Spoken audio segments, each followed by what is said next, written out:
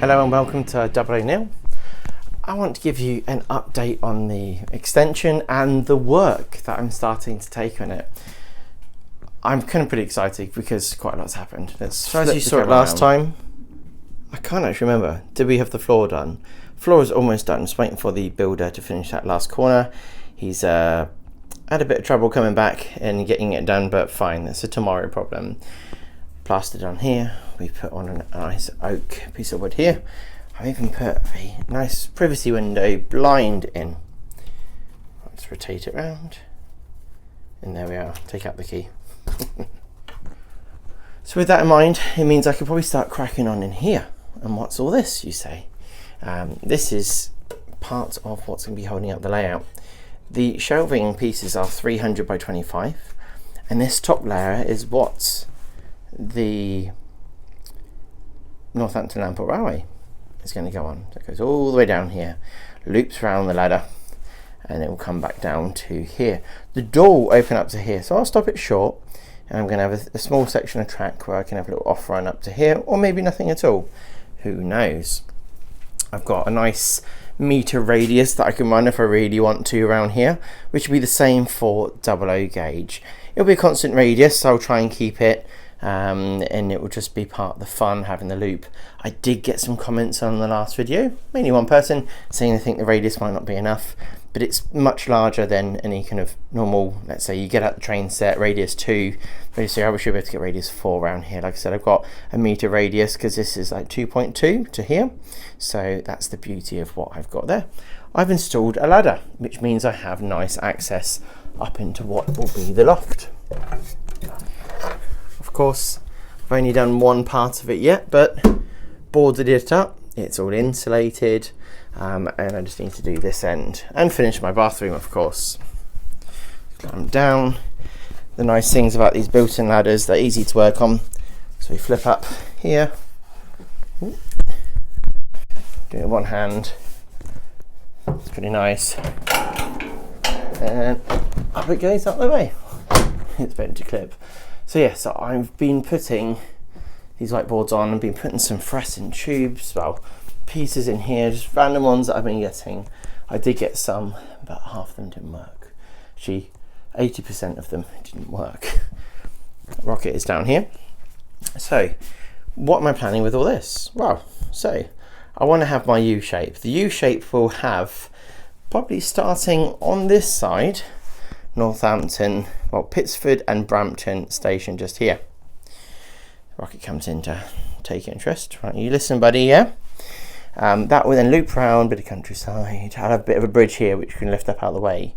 I've got it 5 foot off the level, so it'll be up to here, so it'll be eye line with TT, perfect. I have an ambition that I'll be able to take it down, work on it whenever I can.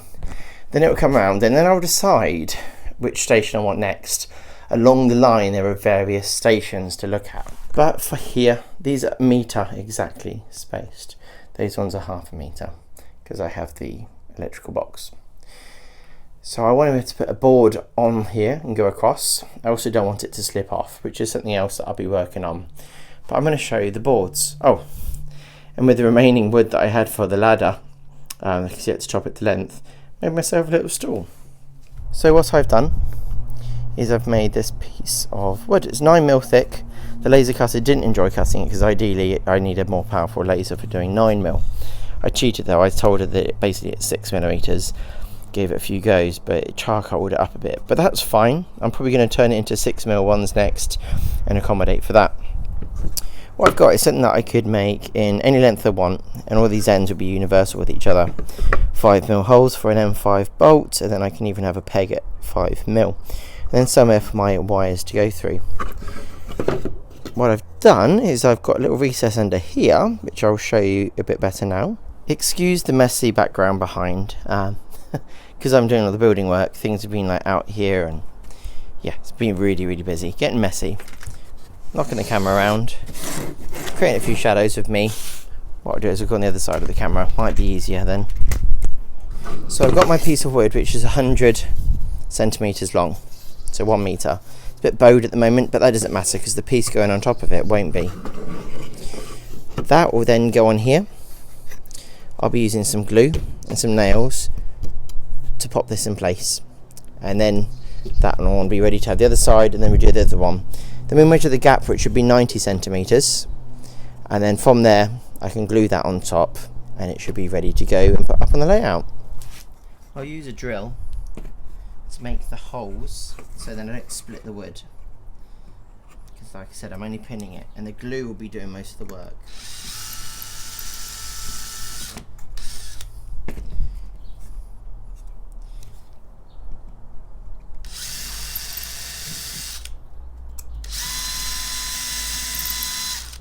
Then with some glue down this top side, and then for the inner edge, which really I feel like, should I pin that? Probably. Smear out some of the excess, pop that in here. Got some nails with like a chamfered head, well, not for chamfered head, but obviously it's tapering out to spread that load. Pop that on here, that goes into a certain point, and we go in. We can drill this. I'll probably just pop the one in, maybe two. There we go. I had a big laser cutter, I could just get the laser cutter to do all this, but I don't have a big laser cutter. But I'm very happy with the one that I have. So tapping on the end, trying to be kind to it.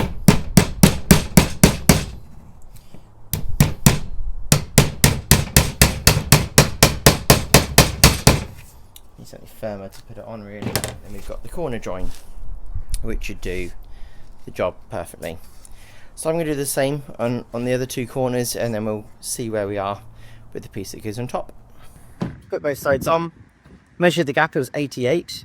I forgot that I added 50 on these ends. Obviously then each minus the thickness of the other material that was there. But I measured it, so I didn't have to cut it twice, and that's my board. Currently, because of these arms, it's not sitting completely square. So when I put this on, it should align it nicely. So yeah, I'm going to pop this in place, pop some nails in. It's a snug fit. I'll put a square up against to make sure that it is square, and then I'll show it to you going in there. First I need to pop a load of nails in here with a load of glue, and should be good.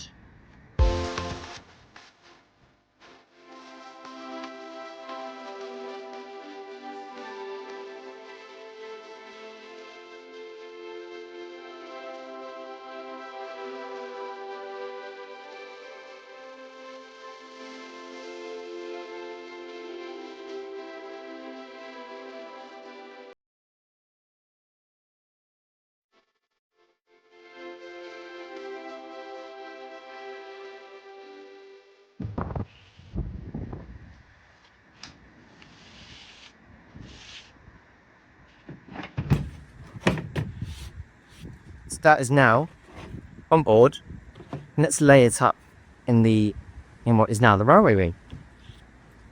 Before we do that, I popped to Northampton Lamport Railway to just have a little look. They had an experience day on, and I recorded a Class 31 move-in, as you'll see in the picture. But I spoke to one of the locals that are working there, volunteering there, and they explained a few bits and bobs to me. So have a look at this. So this is the Northampton Lamport, well actually it's the Brampton and Pittsford station. There's a bit of history from when it was named like Pittsford, or then Brampton, and then Brampton, Pittsford, and then Pittsford and Brampton. They swapped the names around over like a number of years. I've got a little picture up now for it. So the station was rebuilt in, is it the 80s? I can't remember exactly. But they wanted to obviously have the heritage coming back to us. And so they did a great job at getting something going, which is wonderful. One of the things that I've been looking at modelling is the building, the station building, which I want to put on the layout. And they've thankfully, for not purposes of this video, but if you look here, they've dug out the land for where the building was. And the building was quite close, well, it seems to be on the pictures, to the bridge that's behind me. So this bridge here, so the building will, I guess, end around here. Obviously they've got to dig foundations and things, and then obviously go down to the end. My ambition is to model obviously the 2 tracks coming down on my layout, and yeah, it would then resemble what it was. And in the pictures, after obviously the building is, you've got a bit of platform, and then there's banking going all the way down there to where signal box would be, where that 31 is. So you've got the 31 just up there, and there's a signal box to the right of it, or to the left on our camera. I wonder if there's any foundations left there still. I'd have to ask someone at the line. I've been kindly helped by one of the people at the railway, where on their social media side I've contacted them, and they've told me various bits, and they've sent me some pictures and things. So I'm going to pop some little pictures up now, but I'm excited about doing the station building. The reason is because, well, they don't exist anymore. Not all of them got demolished on the line, so it'd be nice to have that again.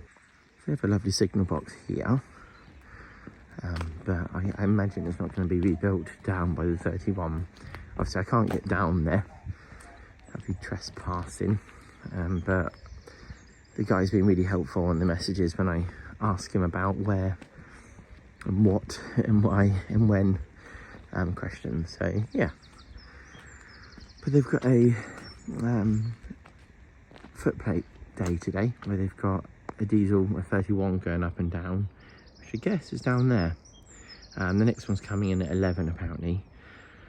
But the point is of this video is to show you this is what's going to be modelled on probably 2 of the baseboards, maybe 3. Obviously you can see that natural curve here. I'm going to be straightening mine out quite a chunk. What do you think about that? I think it's within my modeller's remit to do that. But yeah, anyway, back to me in the garage.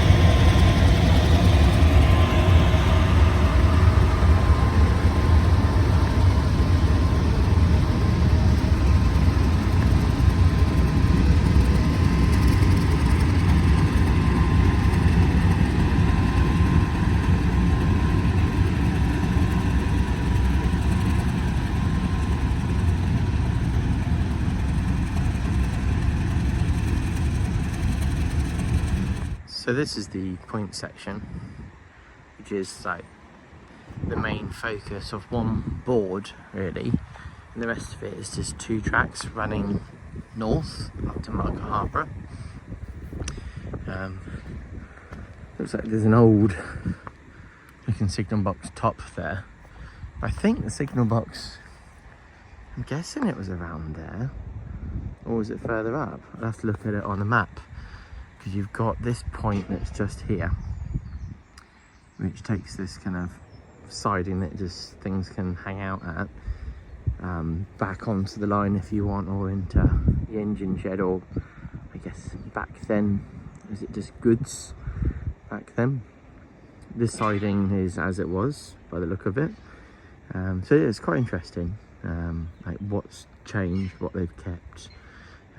I bet they would love to have, you know, as it was up to Market Harbour. Obviously funding needs to go their way, it's quite important. Yeah, this is the other 31. Obviously they've got the blue 31, and then they've got this one up here, which is gorgeous. I'd like to model one of these.